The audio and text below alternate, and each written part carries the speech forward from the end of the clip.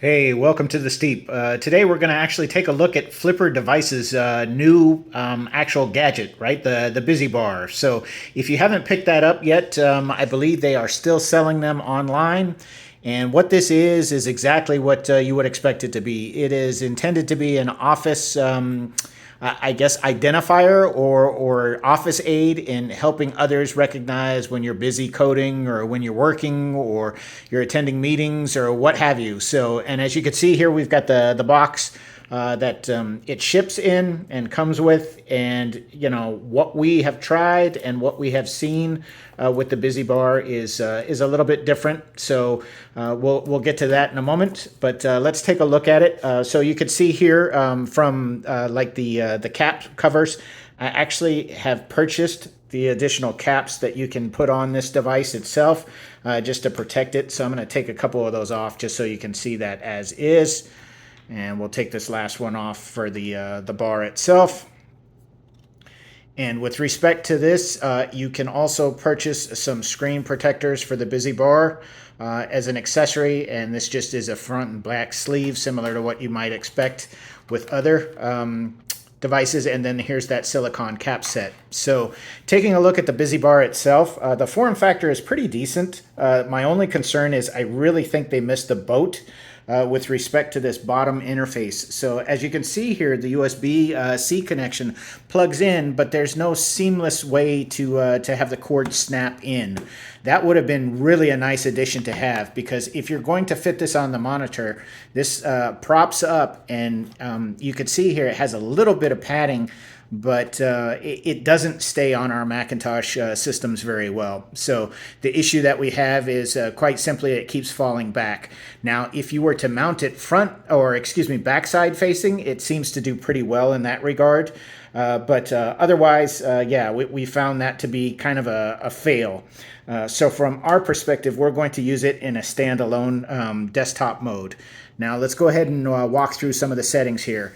So as you can see, there's a custom setting here at the top, and let me just move over to the top so you can see this a little bit, right? There's a busy, a custom setting, an off, and an apps and settings. You can also start your information or your particular theme, whatever you want to call it, by hitting that start button. You can also pause it accordingly as well.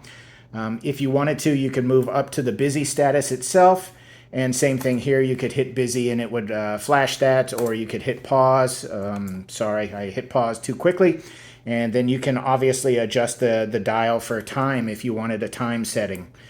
Off is exactly what you would expect it to be. Apps, there isn't anything much here as yet. There is a clock feature, and sorry, let me try and get my hand out of the way. Sorry about that. I tend to be more left-handed on these things, but as you can see, the clock just has a normal setting in terms of that, and there's not much you can do other than setup. So, and that just makes sure that your clock is accurately configured. And we found, to be fair, that you needed the companion app within your phone for it to actually work as advertised. And then lastly, right, there is a settings feature as well, and you can click this middle and rotate through. And you will need the app on your mobile phone or your mobile device to actually set up both Bluetooth and wireless. There is a smart home feature, so if you have like a Google or Amazon, say you have a Nest device or an Echo device, you can configure it to work with that. You do have an account that you're going to need to set up to get that kind of identified and affiliated with your devices.